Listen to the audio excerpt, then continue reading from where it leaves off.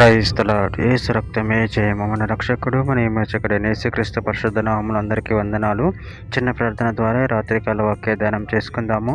పరిశుద్ధుడ మహాగణుడు అనే దేవ యేసయ్య, సర్వాధికారి నాయన, మీకే వేలాది వందనములు కృతజ్ఞతాస్తుతి స్తోత్రం చెల్లించుకుంటాను దేవ రాత్రికాల సమయంలో ప్రభు వాక్య భాగం ధ్యానిస్తుండగా వాక్య భాగం ఒక అర్థమైన సహాయం చేసి మీ కృపలో బలపరిచి మీకు మాదిరిగా మమ్మల్ని నడిపించి మీ చిత్తాన్ని మా జీవితంలో జరిగించమని చిన్న ప్రార్థన యేసుక్రీస్తు పరిశుద్ధ నామములో అడిగి వేడుకుంటున్నాను తండ్రి. ఆమెన్. ఆమెన్. కీర్తనల గ్రంథం 27వ అధ్యాయం 6వ వచనము. ఇప్పుడు నన్ను చుట్టుకుని ఉన్న నా శత్రువుల కంటే ఎత్తుగా నా తలెత్తబడును. ఆయన గుడారములు నేను ఉత్సాహధ్వని చేయుచు బలులు అర్పించెదను. నేను పాడేదను, యెహోవాను గూర్చి స్తుతిగానం చేసేదను. ఆమెన్. దేవుడి వాక్య భాగం దీవించును గాక.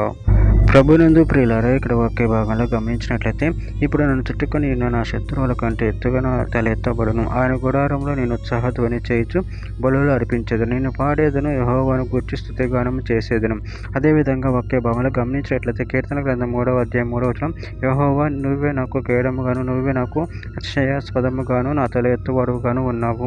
సామెలు 2వ గ్రంథం 7వ అధ్యాయం 9వ వచనం, నువ్వు పోవు చోట నెలను నువ్వు తోడుగా నుండి నీ శత్రువులందరినీ ఎదుట నిలవకుండా నిర్మూలం చేసి లోకంలోని గలులైన వారికి కలుగు పేరు నీకు కలగచేసి ఉన్నాను. సమయలు 2వ గ్రంథం 22వ అధ్యాయం 49వ వచనము, ఆయన నా శత్రువుల చేతిలో నుండి నన్ను విడిపించును. నా మీదకు లేచే వారి కంటే ఎత్తుగా నువ్వు నన్ను హెచ్చించెదవు.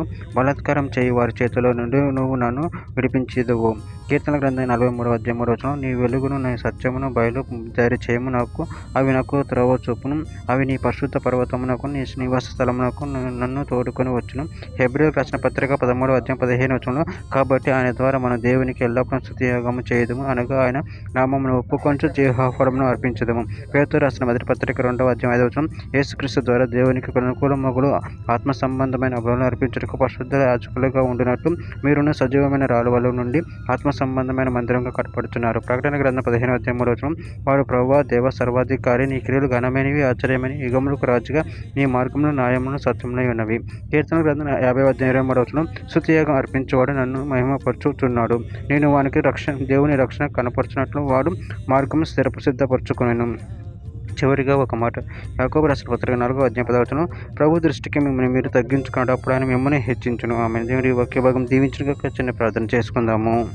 పరిశుద్ధుడ మహాగణుడు అనే దేవ యేసయ్య, మీరు ఇచ్చిన వాక్య ధ్యానం ప్రముఖతను చెల్లించుకుంటూ మీ ప్రేమ కృపల ప్రభు మమ్మల్ని నిరంతరం కాచి కాపాడి మీకు మాదిరిగా మమ్మల్ని నడిపించి మీ చిత్తాన్ని మా జీవితం జరిగించి నిన్ను మహిమపరచే శక్తిని అనుగ్రహించమని మీ కృపలో బలపరచమని చిన్న ప్రార్థన యేసుక్రీస్తు పరిశుద్ధ నామములో అడిగి వేడుకుంటున్నాను తండ్రి. ఆమెన్. ఆమెన్. ఆమెన్.